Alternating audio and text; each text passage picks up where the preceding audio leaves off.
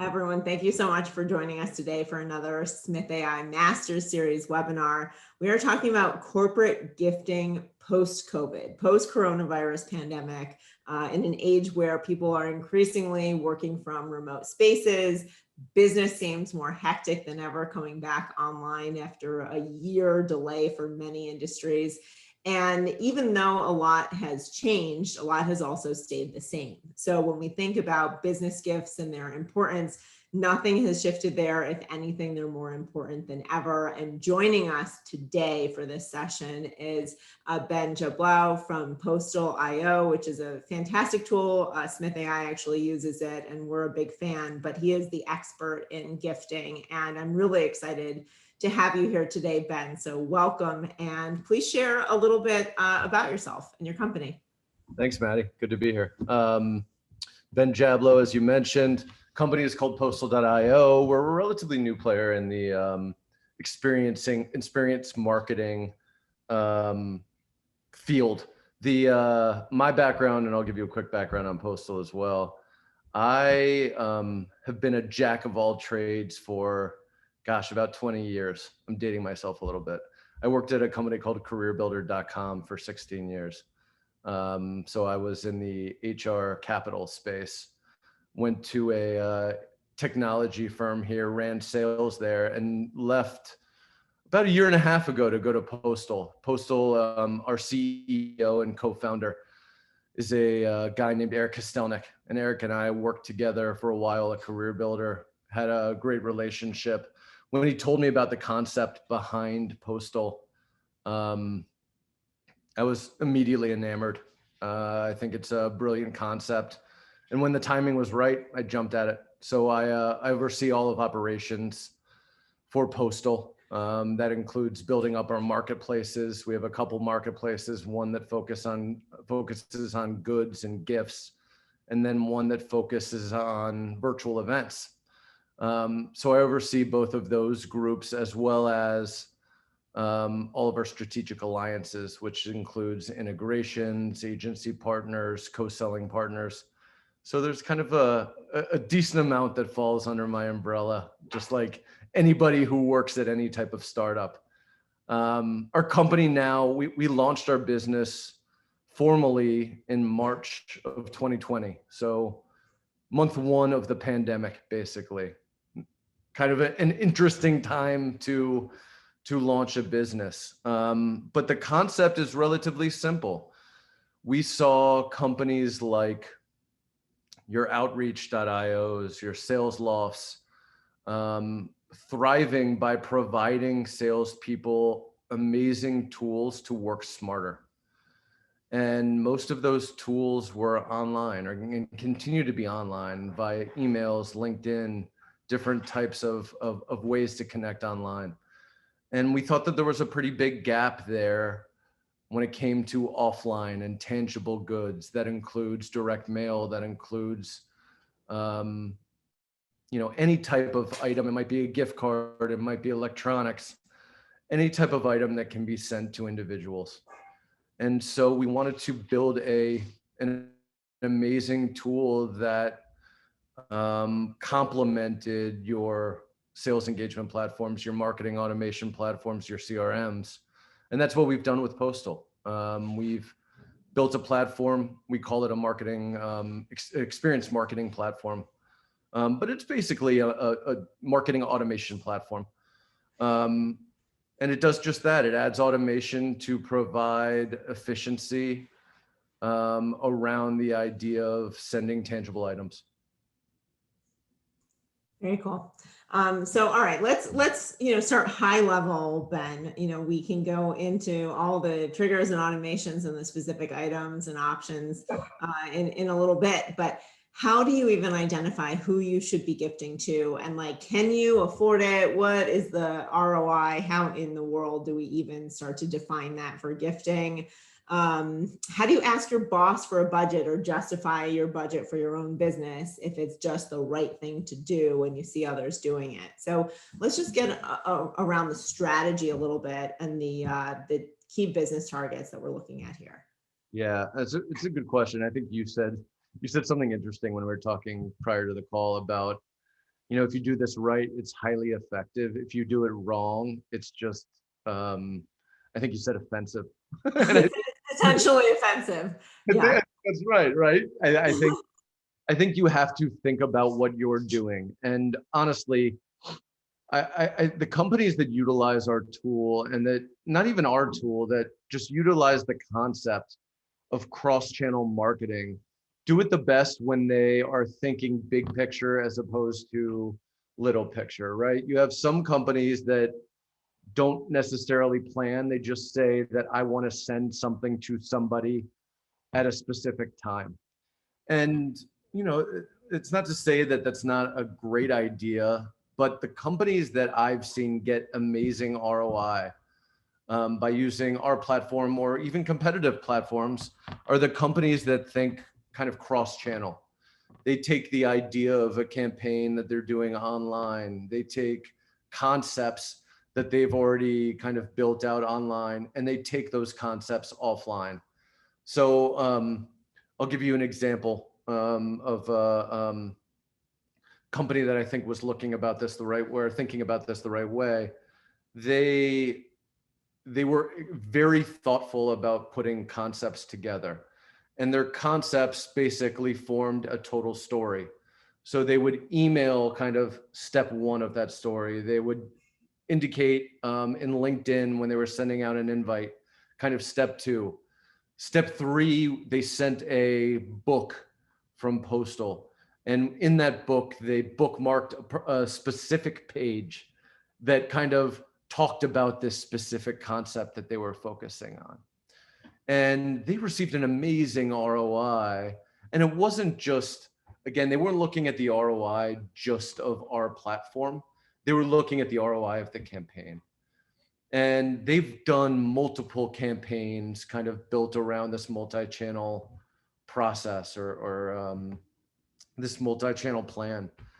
And we've kind of passed that story along to many of our clients. And those that implement it and think ahead have performed amazingly on the platform. And in conjunction, and that's the important piece, in conjunction with the other tools that they've already used.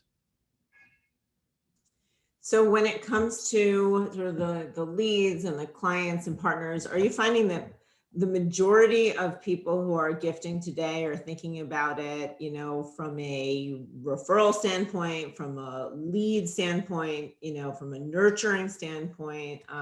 What are the most common reasons why people are engaging in business gifting right now?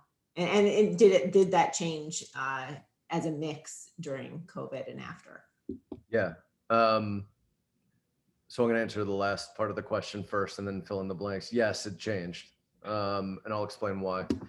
The most common use cases that we see are one, sales and marketing, using the tool for, and again, these campaigns for prospects. And it might be top of the funnel, it might be middle of the funnel, it might be the bottom of the funnel. But they're using it for prospecting. Maybe it's to get a meeting, or maybe it's to close a deal. And we see both. We see sales, marketing, and success use the tool with current clients. Similar concept, right? They might use it for a renewal. They might use it for an upsell. They might just use it to endear themselves to a client when there's a problem. The use case that we saw grow the most during COVID, and we haven't seen it slow down even as we start to kind of pull ourselves out of this, is employee to employee sending. The idea of a company sending goods to, maybe it's a new hire swag box to everybody that is new to the company. Maybe it's we see many companies sending things out on a month-to-month basis to their current employees to make sure they remain engaged. So that's kind of the use case that we saw grow the most during COVID. And honestly, we haven't seen much of a slowdown there. It seems to be kind of the new normal. And, a couple of the reasons that a tool like ours, and again, just kind of the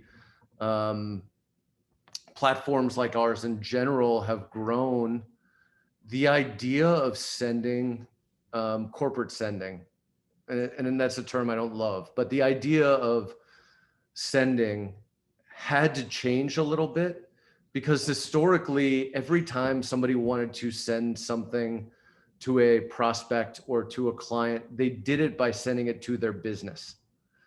And when everybody's working remotely, that doesn't work anymore. So, the idea of gift emails or landing pages where people can accept a gift and change their address, the idea of adding automation, it's a necessity now, whereas it wasn't necessarily a necessity in the past. So I think that, you start to touch on something really interesting here that we've experienced and was really important to me when selecting Postal, but when evaluating any platform. The option, well, sort of the mandate from your platform to have someone confirm their address, and you're not actually shipping or paying for anything until that recipient validates it or updates it. That is really interesting. Like so often we have sent out, and maybe this is a trade show mindset, you bring a whole box of stuff with you, you hand it out, and you may or may not count the inventory at the end of the day. It's basically inventory that you'll refill when it gets low. But when we think about that in terms of direct gifting, it doesn't really work. I mean, these are larger ticket items. These are things that are often personalized. You want them to land. There's more time and attention on each individual item. That workflow where it actually has that person confirming receipt and only then it's shipped is really interesting. And it also builds anticipation, I think, for the gift. So there's like this longer experience period where you have this touch point. You're looking forward to the gift, you get the gift. So there's sort of that little endorphin rush, and then you see what it is that's waiting for you. And that is much more experiential than just getting a box in the mail with a typed out card that says, here's a box of chocolates, right? And I don't even know if you're allergic to chocolate, but like, here's what we've picked for you. Yeah, so a couple things. I agree entirely. I think something that we toyed, or that as we were building the platform, we were struggling with that a little bit, because a lot of the feedback that we got from clients that we were working with was that they wanted it to be a surprise. And that was a big deal to them. But as we dug down and talked more to the recipients, and kind of explained what we were doing in a different way to the clients that we were working with, it became obvious that was the way to do it, especially moving forward. And again, COVID played a role in this too. But the idea for what we heard from companies is a lot of our competitors, a lot of companies that have done this in the past, if you were doing a campaign of 100 items, they were charging you right away for 100 items. And that just didn't make sense to us.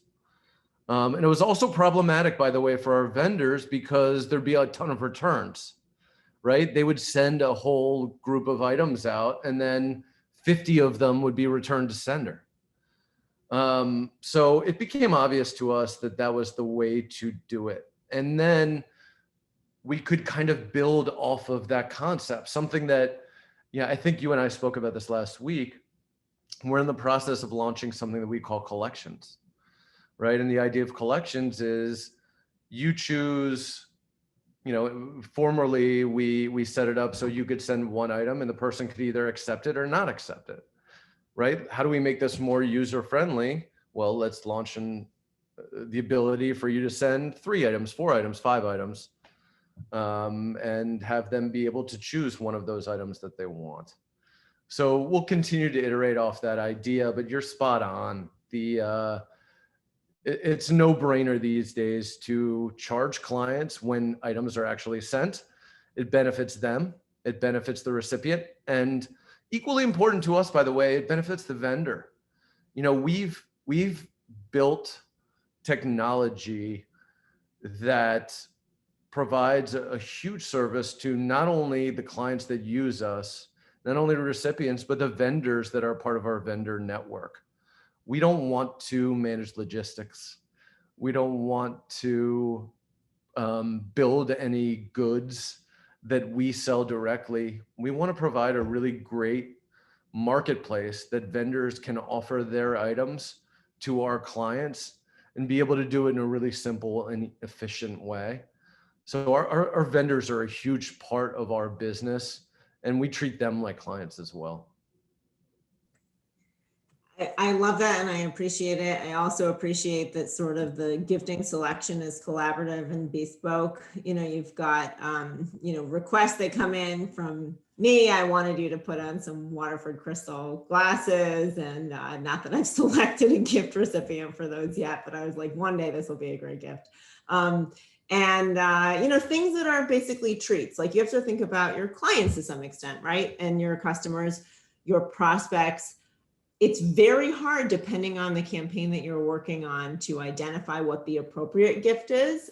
So I would love to sort of pick your brain about that a little bit. How much should you spend, based on different scenarios, or maybe your, client's lifetime value? We could talk about that.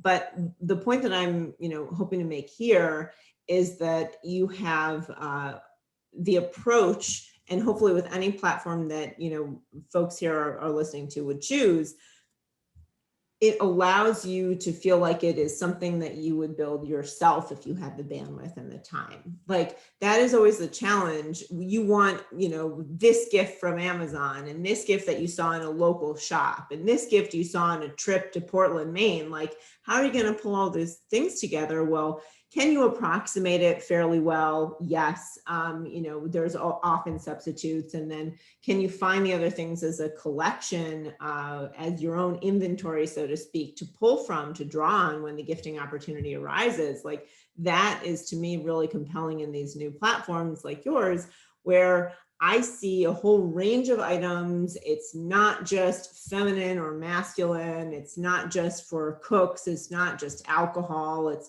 it's not just chocolates or what you would find on just Harry and David or something, but it's actually a whole set, almost like you're going into some really well curated boutique.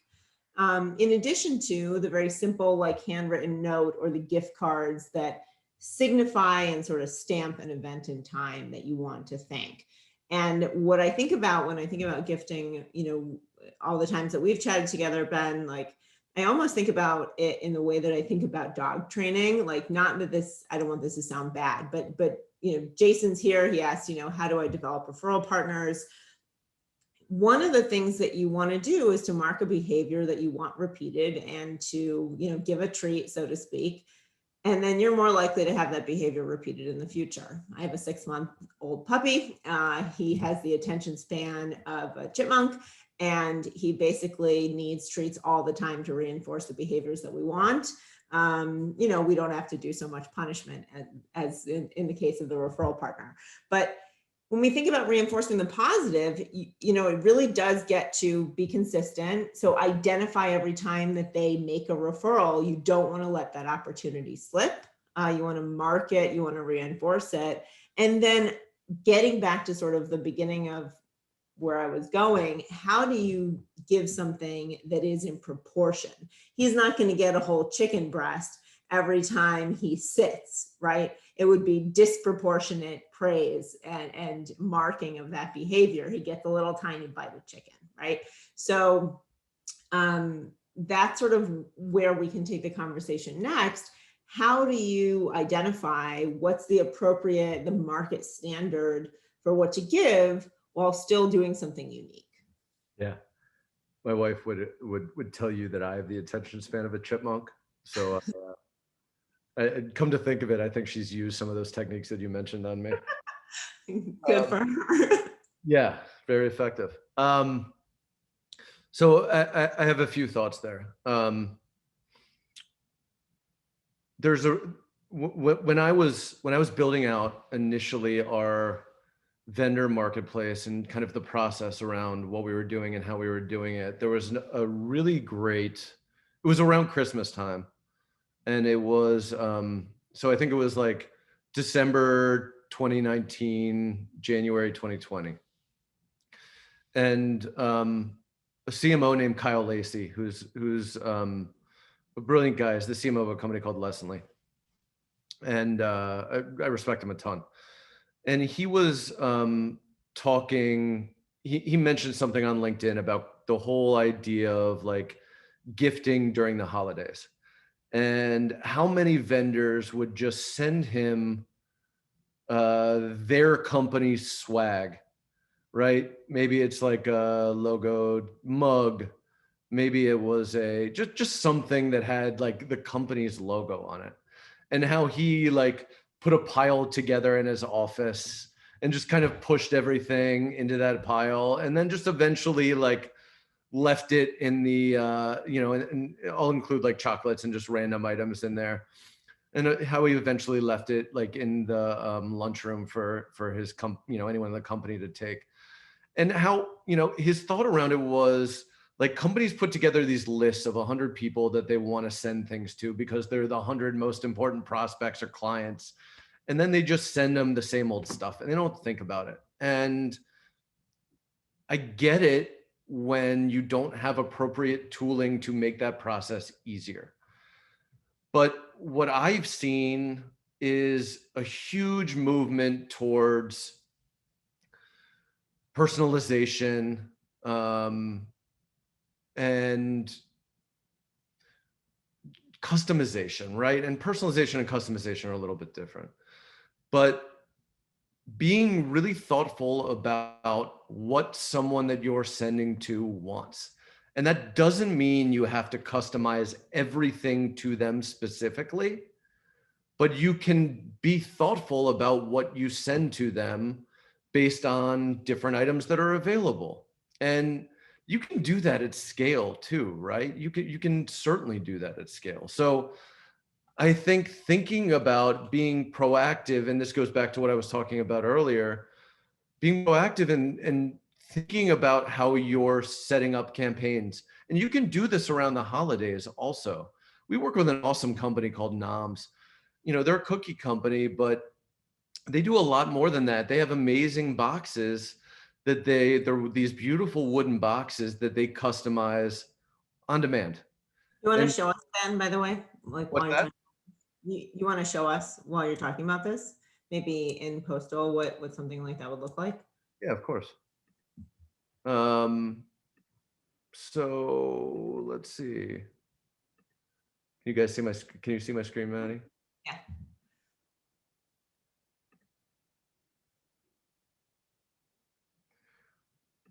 So within the marketplace,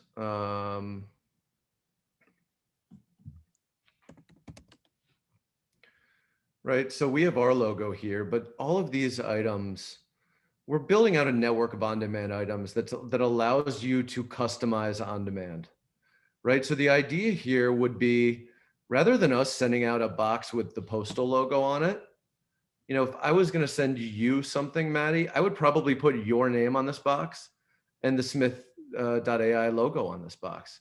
And that's something that you would put on your desk and that you would, potentially keep for a long time to store items in, right? So just being a little more thoughtful. Nobody really wants any items with the company who's sending it with their logo on it. They really don't. So just being thoughtful, thinking about what you're sending, why you're sending it. We see a lot of companies just moving away from anything branded at all and just sending a more thoughtful, maybe it's a gift box, right? With, we saw a lot of companies sending just candles and different things that people could use for their home offices. Those travel books that you have on there, like what better during a lockdown period than to send some inspirational, like best trips of the world or whatever it is. Like Yeah, I put that on my list because I was thinking, a lot of our clients travel. What a beautiful sort of inspiring coffee table book. Things that people wouldn't necessarily buy for themselves, but would covet or would flip through or would like to have, in their home. Or at the very least, a very substantial regift if it has to be that. that's right. Yeah. That's right. And look, one of the things that the way that we've built the platform is almost like a grocery store, right? So the admin, in your case, if you're the admin, Maddie, you would go in here and you would be able to see 600, 700 items. And that's a little daunting, right? If you're deciding what to send, but you have the ability to go in here and kind of curate your own company's little store, right? And so then the individuals at your company that are looking to send have a nice, tight, 50 item store that they can go in here and ultimately figure out what to send from those items. Or, there's also the sort of automations and triggers, which I think is super compelling. So based on an action or a stage change, let's say in Salesforce, maybe for Jason, you were talking about referral partners, someone becomes, a qualified but not closed referral partner. You've had conversations with them, you're in discussion, maybe it's a proposal that's out to become a signed partner. If that's, sort of allowed to document within your industry. Can they get compensation? Sure, maybe. Are you going to have sort of a golden rule of treating each other well and sending clients back and forth? Maybe it's that case. But either way, like the gifting, as long as it's not prohibited within your industry, is something that is really a benefit to automate based on the different stages that the relationship may go through, whether it's before it's closed or after. Maybe after it's the first referral that they make as a big signifying event, again, marking that with a praise and a thank you. And then maybe there's an activity where they've hit their 10th referral and it's a really substantial gift, and that's a milestone that you want to mark for them. And then maybe there's the 50th referral.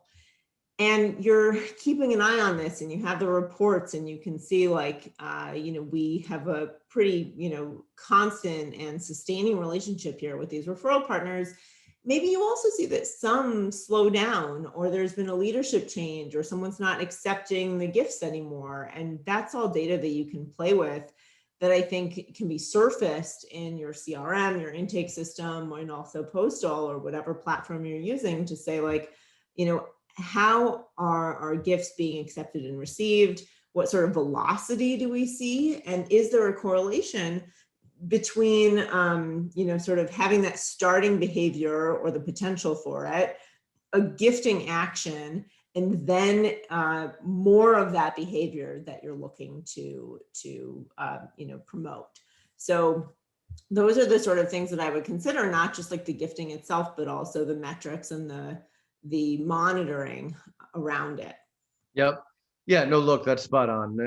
And I pulled this up. This is a specific campaign that we've done for new business opportunities close one, right? So previous stage name is not equal to close one. Current stage name is equal to close one. This is via Salesforce, and current type is equal to new subscription, right? And so this, every time that occurs within Salesforce, it triggers a handwritten note from our CEO. And this is actually a service that a vendor of ours that actually does the handwriting and has a nice little seal here. And so every time that occurs within Salesforce, it automatically triggers this. And we see companies do this all the time. They can get very detailed within Salesforce or within HubSpot or within Outreach or within SalesLoft and your marketing automation platform. You can segment it virtually any way that you want. And we see companies getting very smart about sending very specific items dependent upon that specific action within the CRM. So you're right. It's a great tool, and companies are getting so much smarter about how they utilize it. So specifically, just back to the gifting for the development of referral partners, when you're looking to initiate a relationship, maybe there's a seed of interest there, or you're really starting almost with a cold outreach. What do you see as best practices, Ben, when it comes to like where the gift fits in that initial prospecting or development phase? I imagine that you're not going to send a gift cold, because why would that person accept it from you? But when is an appropriate time to start that sort of gifting process, specifically with a referral partner or maybe a client in mind? I think you can send something cold. I think you have to be smart about how you do it. Mhm. Maybe the handwritten note, for example, instead of just a, product.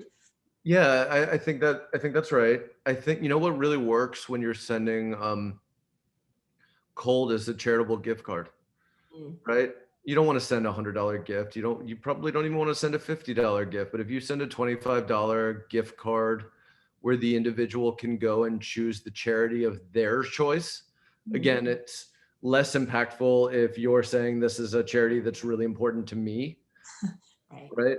Think about what's important to them, give them the ability to send a gift card that they can use on any charity, almost any charity. I think the gift cards that we offer in our platform, you can choose from 1.8 million charities. So you can get hyper local, down to local churches, synagogues, mosques. Sending that cold is super effective. Hey, listen, I was thinking about you, and as a show of good faith, I wanted to send you this gift card. I'd love to set up time to talk, with you. But regardless, feel free to spend this on the charity of your choice. I struggle with the idea of using it as a bribe. I don't like that. Right? I see companies do it, and I see companies do it effectively. And what I mean by that is, hey, feel free to access this $50 gift card if you schedule a meeting with me, right? We have the ability to do that in our platform. I just don't like it that much, right? I, Yeah. I, I think it's funny. When I was a career builder, I got this bottle of wine from a company that wanted to schedule an appointment with me. And I opened it up and I thought it was a super nice thing for them to do. But then I realized that on the top of the wine, it had a lock. No And way. yeah, and there was a message. It was like a 3-digit lock. And the message was, if you schedule an appointment, I'll give you the code. Right. And so like my thought was, if you were just sending me the bottle of wine, I would schedule an appointment with you any day. But now that you've locked the wine and you're kind of bribing me to schedule an appointment with you, I'm not doing it. And so for a week after after I got that, I would, when I was kind of like trying to think of things to do during a boring call, I would just kind of like mess around with the code on the top of the bottle of wine. And I eventually broke it, and it was something like ridiculous, like 3, 2, 1. But look, I think the most effective way to do that is, again, being thoughtful and not make it contingent on anything. Just making it a show of good faith, and you don't need to go overboard. Even $5 is impactful. So I see a lot of companies do that really effectively. And again, the most effective ones, they're not bribing. They're just sending something nice. They're writing a thoughtful note that goes along with it. And they're scheduling meetings, and they're getting those meetings more often than they're not. Yeah. And I mean, one of the things that's really nice, at least during COVID, to just pull it back to sort of the post-COVID discussion and framing here, if you're sending things to people at their home, it actually opens up a lot more what you can send them. Like sending, wine or cheese. Like, does someone have a fridge in their office? Flowers? Does someone have a vase or like a place to put it in their office? Not necessarily. Do they even have a window that gets light? Not necessarily. So it actually is much more effective in having keepsakes and having a place to actually like put things when you send them to someone's home. And maybe there's even a sense of like a more personal connection there, that we're connecting, as two humans and not just two representatives of a company, even if you're business owners. I know personally, like there are certain times of year when people really appreciate a little extra food, for example, than other things. Like if you've got a lot of sports fans and you send a big gift basket of snacks around a big sporting event, the Super Bowl, whatever it is, like, you're going to get people who are pretty psyched that they can, trim down their grocery bill for the party that they're having on Sunday. That's I've right. gotten that feedback specifically before, or people who are pulling really late night hours and they're going to miss dinner. Are you giving them some substantial snacks or some something fun to sort of like listen to on the way home, a really nice set of headphones? There are things that appeal to your audience that they will use and appreciate, even if they're going to use them up, that really make a mark in their brain. Totally. And right, it goes back to being thoughtful, and thinking about who is the person. What's been super impactful. And we did this to Alex Glenn at Partner Programs, Mhm. right? We sent him a gift for his daughter. Right? Thinking about who you're sending to, what's important to them, what are they thinking about, where are they located, are they working from home? Mhm. It's just being thoughtful. And again, it doesn't take much time. It just takes a little thought. I'll tell you what. So one of the other things that often comes up here, Ben, and I'm sure that you encounter this with your clients as well, other partners, if you don't maintain a really like tidy CRM, things start getting a bit murky, and this is one opportunity to really take a look and make sure you have the field set up properly in your CRM for what information your sales team, your account managers are capturing, because I know that I want to know the time zone. What season are they in? Is it appropriate to send a warm weather gift or a cold weather gift or whatever? Is it appropriate to send something? Do you know their industry, maybe their tenure at their business? For, of course, how long they've been a client or how long they've been in your network, how long they've been a referral partner, for example. Maybe there's an anniversary there to mark. And then even, what interests they have, what likes and dislikes they have, build those into your CRM so that if you're away on vacation, the process still continues to happen because people have that data at their fingertips, and any other information that helps you make an informed gifting decision. And frankly, what is the best way to communicate with them? A lot of these, notifications will come via email. Does that email look good on mobile? I think that's something that you guys have been really thoughtful about. What's the experience like, across different devices? You don't want to get that. No one likes to get that mobile email where you click and you can't quite click the button on that phone screen because it just doesn't work. So there are some things that, the system needs to operate functionally, but also the inputs really matter. Totally. And something that you mentioned there that I think, we've also built into the platform, and it took some experimentation.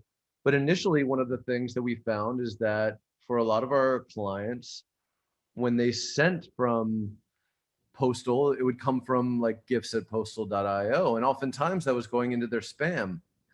So we've built in the ability for them to integrate their emails. Mhm. So when they integrate their emails, the gifts actually come from them. Instead of from Amazon, right? Right. So if you're sending out a gift, it comes from Maddy at Smith.ai as opposed to gifts from postal.io, right? And that's so much more impactful.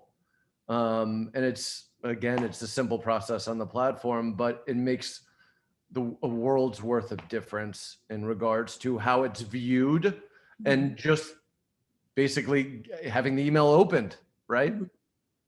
One of the things that I think we're also seeing is, to engage referral partners, or maybe within referral partners, they have large teams of sales folks who need training on, what you're going to be co-selling together or what they're referring to when they refer clients to you. Lunch and learn webinars, for example, a really strong opportunity to send a gift card for DoorDash or Uber Eats, have lunch on us. And then, hey, we're all together here in this webinar, like a little round table. Even potential clients where there's a subject that you want to touch on, very niche subject for their specific industry. That can be a lunch and learn as well. And you just have a group of, non-competitive business owners who are going to learn something, for that half an hour, 45 minutes. Lunch is on you. It's a small cost, and it does drive engagement with prospects who, if their likelihood of, becoming a client for you is, let's say at that stage, 50, 60, 70%, and that's what's going to prioritize working with you in the course of their very busy day or week, then you move ahead with hopefully that client's lifetime value, and the cost of a $25 very generous, lunch gift card is something that you never look back on and overanalyze. Yeah, totally. And it's so easy to do, right? And look, we've seen companies do that internally and externally a ton, right? We've seen them do it around, you can send alcohol from our platform. We've seen a ton of companies kind of put together their own wine tastings or beer tastings or whiskey tastings, right? And so we've taken those concepts and we've actually built a events platform, a virtual events marketplace within the platform. And so we have the ability to kind of put together your own lunch and learns, your own brunch. We have brunch and learns where they get a nice brunch gift basket. But you're right, you can attach a gift card and shoot that out so easily. And it's really impactful and thoughtful.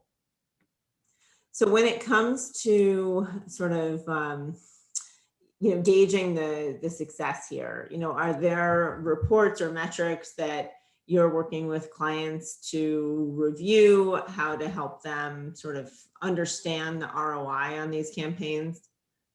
Yeah, we have the ability to, on the platform, we have a metric called cost per touch that provides kind of that high level analytic around the value of what you're sending and how it's impacting your clients. And then we work with a lot of clients to customize the reporting within their CRM or marketing automation platform, so that they can, click a button or easily recognize when somebody has actually received an item and when they take an action. That's a huge part of what we do. And that's something that we're focused squarely on. As we grow, we want to make that as beneficial for our clients as possible. We've got a super beneficial reporting tool now. It'll only get better. So what are the sort of, I don't know, let's say top 3, campaigns that you see people doing by use case today, sort of in the remote post-COVID world, for any small business owner, not a large company, not a massive budget, maybe not even a large team, where you think that the impact is the greatest? It's a loaded question because different companies have different goals and they're using us in different ways. But I mentioned some of them. I think charitable gift cards and being very conscientious about who you're sending it to and why you're sending it, hugely beneficial, especially for a prospect that you don't know, to show them that you're interested in speaking with them and you're being thoughtful about how you're doing it. Have you seen? I've seen a lot of CMOs have out of office emails and say, if you are sending me something, go donate to this cause and show me the receipt and I'll talk to you. And that it's taking that concept, to the level. So that's been, I see that as super beneficial. I see companies being more thoughtful internally about the idea of swag and promotional items, and again, new hires. I mentioned this earlier, making a new hire feel wanted by sending them a really great, well thought out box of swag when they're joining the company. We've had many companies reach out to us and say it's improved kind of morale right off the bat. That initial kind of period where somebody's joining a new company, especially in this environment where they don't necessarily get to interact with everyone in person, Mhm. just having that feeling that they're, that someone's thinking about them, that, in this kind of weird time where they're transitioning to a new job, that at Mhm. least someone's thought about them. So we've seen companies utilize that, and that's gone a long way. And then, again, that thoughtful, just being thoughtful about setting up the automation around specific actions. Mhm. Um, Companies have done that exceptionally well, and they get smarter about, they kind of start broad. They start with the idea, okay, every new piece of business, company goes from prospect to close one. Send something nice and thoughtful from the sales rep. And we've seen them kind of start there, and that's been the gateway to thinking about how they can take it to the next level. Let's say the company is a software tool, and they're seeing specific activities occurring within the platform. They can put a trigger around those specific activities. And maybe it's the opposite. Maybe it's lack of activities. Hey, Mhm. I noticed that you weren't using our platform as much as we had hoped. I'd love to sit down with you and talk to you over lunch Mhm. about how to use the tool in a very thoughtful way. I included a $25 Grubhub card or a DoorDash card, Mhm. right? Those are things that we've seen companies do exceptionally well. Yeah, and I mean that might be an upsell, right? So it might be not a non-action, but it might be sort of lack of an upgrade action, or sort of more share of wallet, for example. So if you have one service and you want them to add on a second service, if you have a couple one-time purchases or of products or services, and you want it to be recurring, can you send a note, a handwritten note, maybe a gift card for some coffee, and say, join me, click on this link or visit this very short URL. I'd love to schedule a time with you to talk about how we could extend, more services to you, or how we can help you meet your goals, for the second half of 2021. As businesses continue to ramp back up, we want your growth to be efficient and productive, and we're here to help you with that. Whatever your pitch or message is, it doesn't cost a lot of money to drive that engagement and to work with existing clients who might not otherwise, open that email or see that update because they're busy, but they certainly are not going to throw away, money in the form of a gift card or of a gift. So, they're very likely to take you up on that and just hear you out. And then even just having that conversation, and most anyone who's a salesperson who's listening to this understands, like, just the act of getting on that call or that Zoom video, you are so much more likely to close, even if the person walked in thinking that they were just going to have a conversation with you and end it without, spending any additional money with your company. If you have a strong sales team and you can present them with those extended opportunities, or the account managers, however you handle it, that's something that, I would look to as well. Absolutely. No, spot on. Anytime you can, even if they don't think they need something, if you can talk to them a little bit and show them how they benefit, yeah. I mean, it definitely beats the alternative, right? Getting somebody on the, I remember, and you probably remember this too, back in the day, not too long ago, sales metrics were 100 calls a day, 5 appointments, and 1 close, right? Mhm.